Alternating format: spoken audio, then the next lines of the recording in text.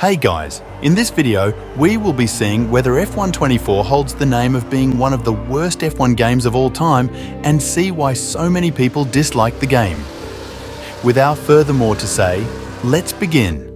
Starting off with the content, the game consists of mostly the same tracks as F123, but I will tell you about why I said mostly the same tracks shortly. F124 also sees a revamp to the driver models. However, I noticed this is only visible in menus and cutscenes and not the podium scenes.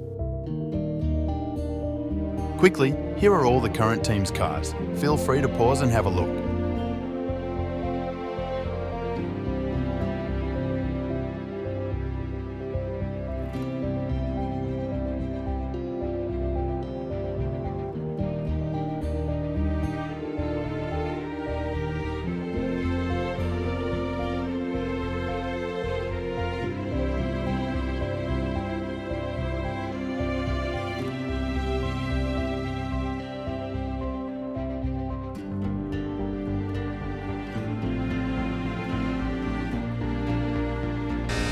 Here is one of the main reasons which drew people away from F124, and that is the handling model.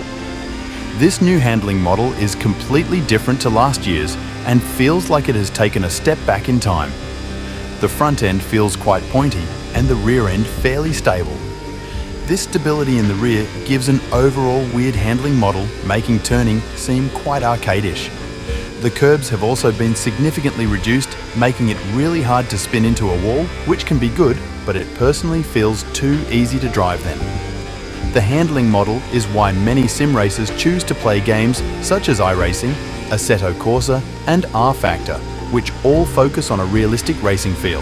However, Codemasters have been listening and have adjusted this handling, but still has quite unrealistic attributes. A more positive part of F124 is the inclusion of realistic external audio. Now the game utilises actual audio taken from real-life Grand Prix, however this idea originated by Frontier, who are the developers of the F1 Manager game. Regardless, this is still a big improvement from the extremely inaccurate audio used before.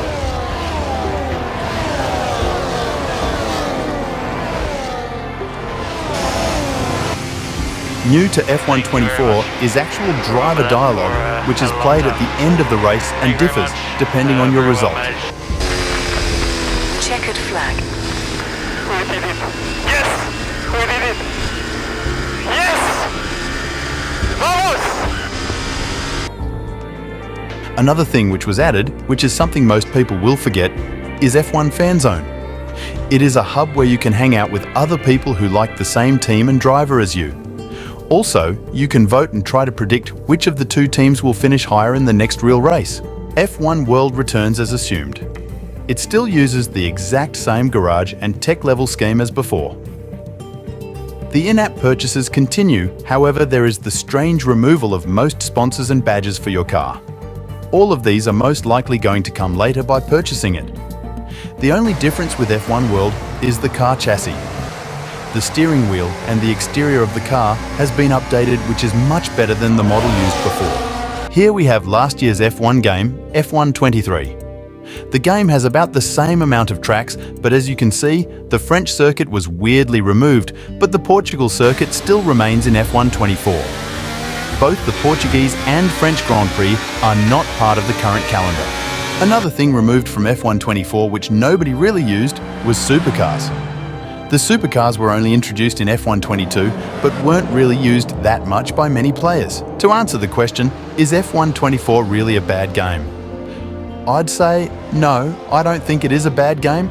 I know some may disagree, but I think F124 is a decent game, but what it introduced and what it removed was not up to the quality of games such as F1 2013 and F1 2019.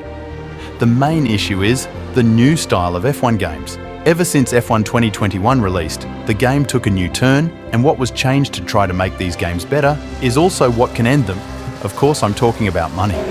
Before, there was more passion made into the older F1 games, and they all had a certain feel to it. Moments felt true, and the community built around the games was remarkable.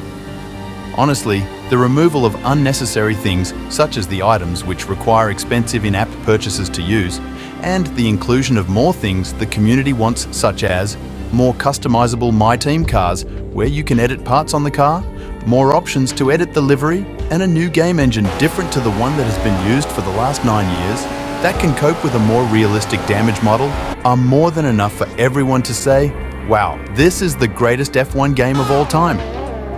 All of this is what F1 24 is lacking, and that is why I would say many people are not playing the current F1 games. Thanks for watching, and I hope you enjoyed.